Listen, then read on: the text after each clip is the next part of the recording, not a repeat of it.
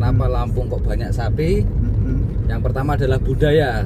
Bahkan kalau bisa dibilang sudah bisa mengerti bahasa sapi, itu seperti apa maunya sapi. Di Ternak TV, Liputan Ternak TV.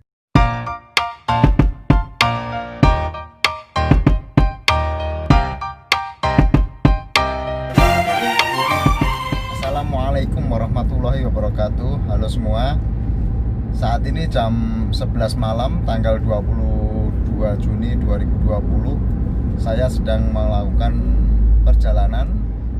Rencananya akan menyeberang ke Pulau Sumatera, ke daerah Lampung, untuk mencari, melihat-lihat sentranya sapi di daerah Lampung, yang dimana di sana itu sebagai pusatnya untuk mencari sapi-sapi kurban. Sekarang ini kan kita sedang mendekati Idul Adha, di mana semua resort pembelian sapi katanya akan bergerak ke sana semua. Selain ke Jawa ya, di Jawa juga banyak, tapi di Lampung katanya menjadi sentranya sapi juga, karena di sana adalah pusat penggemukan sapi nasional. Nanti akan seperti apa? Dimana katanya di sana itu banyak petani-petani yang mempunyai peternakan, memelihara sapi sampai ratusan ekor. Setiap petani ya, bukan sekelompok orang, tapi setiap petani bisa memelihara sapi sampai puluhan bahkan ratusan ekor. Nah, ini rencananya kita berangkat malam hari dari sini. Harapannya ini nanti akan sampai ke Merak mungkin jam 1. Kemudian kita akan menyeberang, selama penyeberangan selama 3 jam. Jadi sampai Bakauni itu jam 4. Dan tujuan saya adalah ke Lampung Tengah, ke Bandar Jaya, daerah Bandar Jaya atau sekitarnya. Di sana mungkin perjalanan 1 jam, jadi sampai sana tepat pas subuh sampai di sana. Setelah subuh mungkin pagi-pagi sekalian langsung kita akan action menuju ke kandang-kandang petani untuk mencari, melihat-lihat, barangkali ada yang cocok untuk diangkut ke Jakarta. Oke, begitu dulu sementara awalannya. Nanti kita lihat seperti apa di sana. Apakah menarik untuk ditindaklanjuti untuk sebagai supplier yang akan mensuplai sapi-sapi ke Jakarta dan ke Jawa. Tancap mang.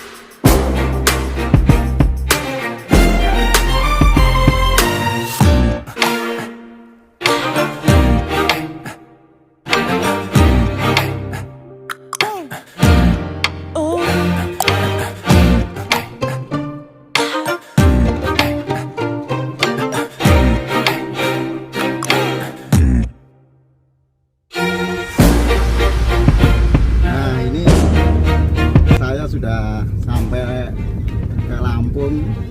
Kita ketemu sama Pak Ikhwanuddin, Ketua Aspin Lampung ya Pak ya. Salam ngarit. Aspin apa Pak? Asosiasi Peternak Sapi Indonesia. Asosiasi Peternak Sapi Indonesia. Nah, nanti kita akan banyak sambil jalan, kita akan banyak ngobrol-ngobrol. Apa menariknya di Lampung ini? Apa kok bisa menjadi pusat sapi? Bener nggak jadi pusat sapi Pak ya?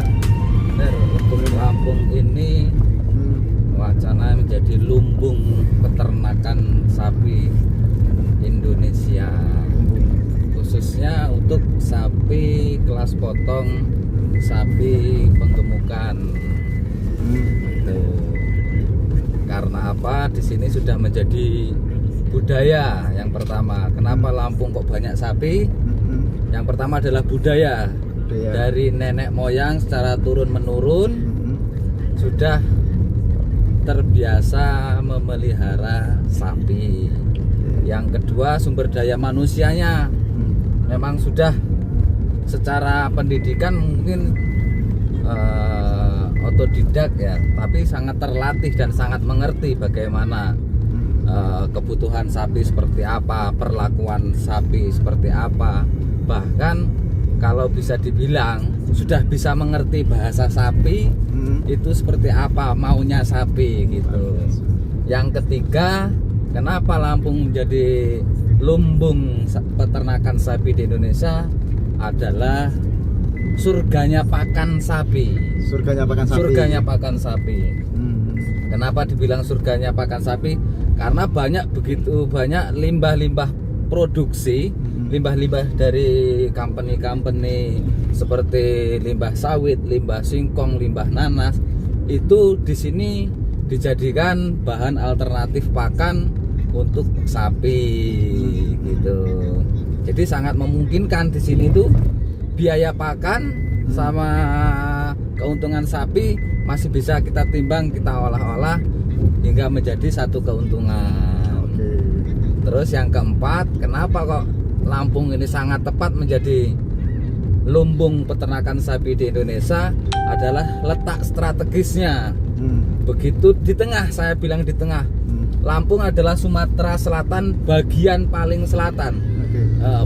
Berbatasan dengan laut yang jangkauannya sangat dekat dengan Jabodetabek, Jawa Barat, ataupun Sumatera Selatan, Palembang, Jambi, Sumatera Barat, Padang, Bangka Belitung, Batam. Nah, di situ adalah kebutuhan-kebutuhan daging yang sangat besar.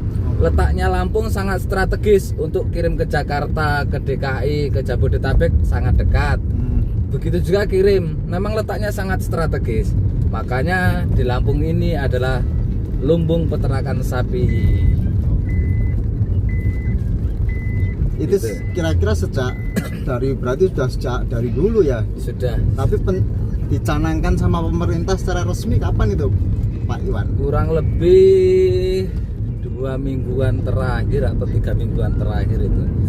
Kalau secara populasi memang Lampung sangat banyak sapi. Kalau mungkin secara data ya, yang didata itu udah banyak. Yang belum terdata lebih banyak lagi itu Pak, karena dari kelahiran sapi yang ada di peternak itu kadang tidak terdata. Kadang juga penambahan sapi, belanja sapi yang tadinya tidak pelihara sapi jadi melihara sapi gitu. Berarti memelihara sapi itu seperti budaya di sini. Iya, betul. Budaya memelihara. Sebenarnya di Jawa dulu kan juga budaya melihara sapi, cuman apakah ada faktor zaman dulu ada transmigrasi pindah ke sini itu termasuk membawa budayanya, atau emang aslinya di Lampung itu emang sebelum ada transmigrasi juga sudah peternak sapi? Kalau negeri Lampung sendiri di sini Pak, banyak itu yang pemelihara sapi itu adalah penduduk bukan asli Lampung, artinya dia pendatang atau transmigrasi. Dan mungkin kalau budaya secara turun-temurun mungkin dari nenek moyang yang transmigrasi atau zaman penjajahan, peperangan zaman dulu ke sini. Tapi kalau dibandingkan dengan Pulau Jawa yang sekarang, mohon maaf saya katakan, untuk anak-anak mudanya untuk generasi penerus peternak sapinya di sana saya bilang semakin hari semakin menurun. Tapi kalau di Lampung ini bahkan saat ini yang bergerak di bidang sapi maupun di situ di pengusaha sapinya, peternak penggemukan sapinya, di situ supplier sapi potongnya, di situ masih usia sangat produktif sekali, masih sangat muda sekali.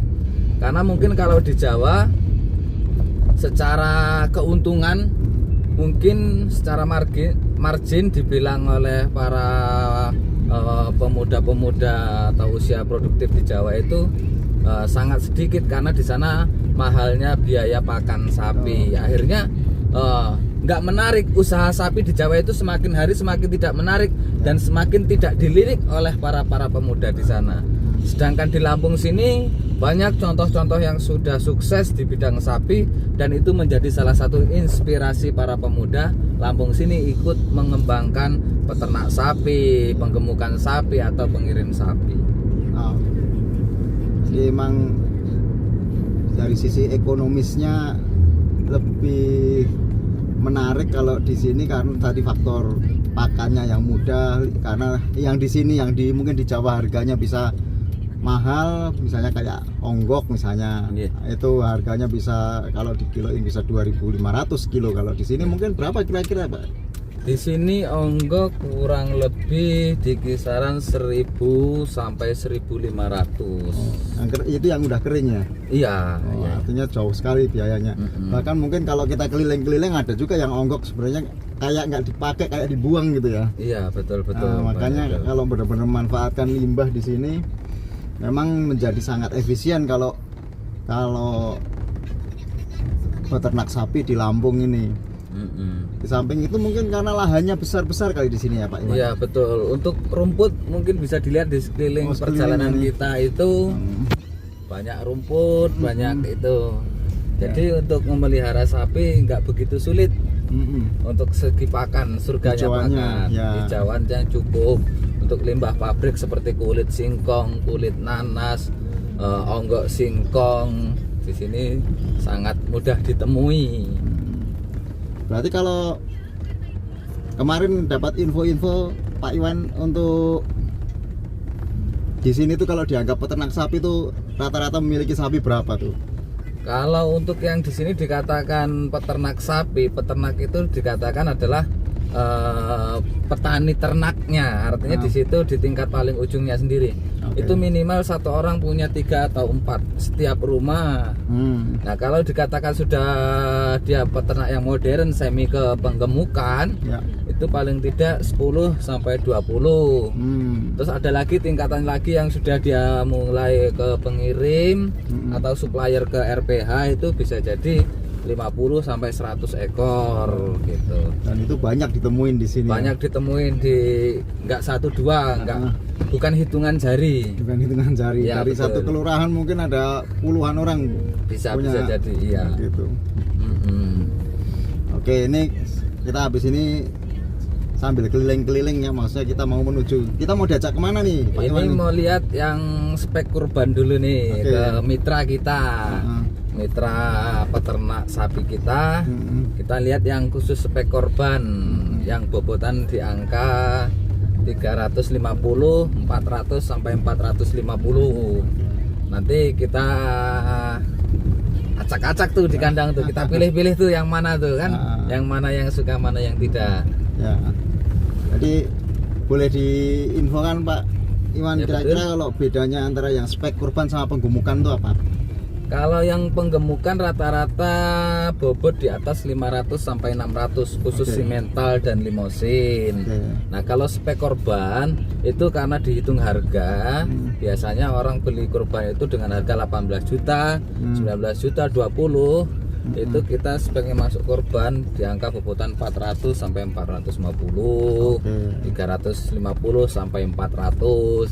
Jadi kalau mau dipotong masih belum tembus dagingnya. Tapi kalau untuk korban sudah masuk karena berbadan bagus, gemuk, sudah klemis kalau kata peternak kami, klemis.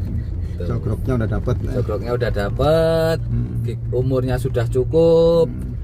bertanduk Ya. gitu, gagah. Orang begitu lihat pandangan pertama, wah cocok nih buat korban. Tapi kalau untuk yang spek potong pasti dilihat dari fisik body sapi itu sendiri, dari leher sudah full, dari badan sudah full, bagian belakang badan sapi itu sudah full gemuknya. Oke, sebentar lagi kita sampai ke kandangnya. Nanti kita langsung lihat-lihat, terus nanti kita diskusi-diskusi lagi setelah sambil jalan aja. Oke, siap. Oke. Sip. Ciri khas kandang di sini ya, Pak, pasti pakai pintu besi gini ya. Ya, demi keamanan. Ini keamanannya. Jadi emang serius banget di sini tuh orang ini ya, bikin kandang ya. Ya, Nggak asal. atasnya pun bisa. Oh, oke. Boleh masuk nih, Pak? Boleh. Ayo. Nih, Bang. Satu kandang. Nah, ini apa nih, Pak? Ini pakan kering. Dari bahannya? Silase, Pak, di sini. Oh, silase. Ini. Pakan. Berbagai macam. Bahannya apa aja biasanya? Ini limbah kulit nanas. Oh, limbah kulit nanas. Wangi ya? Baunya seperti nanas, bisa lebih dekat. Ya. Kulit nanas. Ini ada Bisa berlapis-lapis gini ya? namanya disilase, Pak. Hmm. Satu-satu. Ini daun singkong Daun singkong. sebagai hijauan. Oke. Nah, kalau kulit nanas ini sukrosa dan glukosanya untuk mempercepat penggemukan sapi. Ini limbah lagi di sini ada limbah kulit singkong. Oke. Ini beda sama onggok ya? Beda. Kalau onggok ampas singkong. Kalau ini Oh, ini kulitnya. Oke. Kalau onggok seperti ini. Oh, dia ada onggoknya juga. Oke. Ini onggok. Hmm. Nah, kita silase. Nanti dicampur bahan konsentrat, jadilah seperti ini. Kita ambil dari atas ke bawah, secara otomatis dia akan turun dan bercampur. Kita bahan dengan konsentrat, kita aduk. Ya. Jadi, Tapi ini berapa lama nih bisa berlapis gini? ini maksudnya awetnya gitu. Enggak membuatnya sampai berlapis-lapis gini? Iya, harusnya kita datangin kulit nanas dulu. Kulit nanas juga, Pak. Ya. Kulit nanas datang kita masukin. Terus Ya. pesen lagi kulit singkong kita masukin. Pesen lagi daun singkong kita chopper, kita giling taruh atasnya. Pesen lagi kulit nanas atasnya. Terus ditutup rapat. Itu paling atas apa itu? Paling atas ini kulit nanas, Pak, ini. Kulit nanas juga. Karena saking keringnya dia udah berjamur. Oke. Fermentasi ya nih ya? Fermentasi. Ada campuran ininya apa? Molase. Biasanya pakai garam dan molase. Oh, oke. Ini contoh fermentasi awal. Dia ditutup berapa lama ya ini ya? Kayak gini. Paling tidak untuk fermentasi paling tidak 14 sampai 21 hari. Oh, oke. Oke, kita lanjut ke kandang. Siap. Karena dia jatuh tempo bang, mau gunung bang ketarik.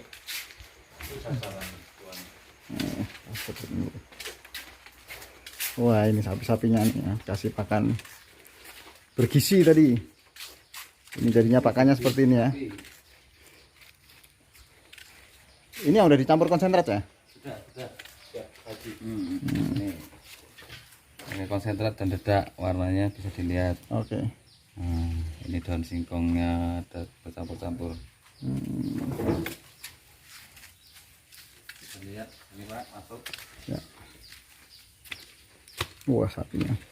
Ini juga salah satu cara tradisional untuk mengusir penyakit seperti nyamuk, lalat darah, Kutu, juga cap. sebagai penghangat sapi di musim cuaca dingin. Kita ini pakainya tongkos sawit, Pak, limbah tongkos sawit. Kita bakar, kalau enggak pakai sekam atau jerami padi. Ini nyarinya gampang di sini ya? Gampang nyari, Pak, di perkebunan sawit. Dibuang ya di perkebunan sawit. Salah satu mengusir nyamuk, mengusir lalat dan penyakit. Caplak gitu nggak datang ya? Contoh sapi jenis limosin. Limosin salah satu tandanya adalah berwarna merah semua tanpa ada warna putih di kepalanya. Jenisnya ada yang bertanduk, ada juga yang tidak bertanduk. Oke.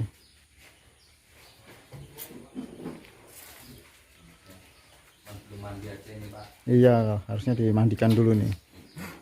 Orangnya belum mandi tapi ini belum mandi. Ya. Ini jenis Simpo dan Limpo, limosin PO, metal PO. Ya. Dia relatif sedikit lebih kecil dari tulang. Tulang dan kulit lebih tipis. Di sini ada lagi beberapa jenis sapi. Wah, ini gede nih. 700, 800 kali ya? Iya Pak. Wah. Man, wih, shit. Manut itu Mas.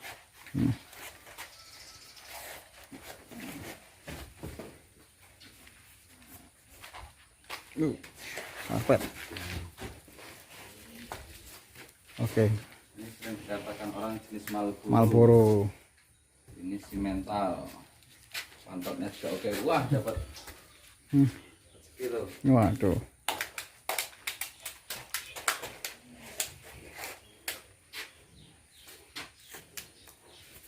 Salah satu ciri-ciri pencernaan sapi dalam keadaan sehat dan bagus adalah feses yang tidak terlalu keras dan juga tidak terlalu lembek. Oke.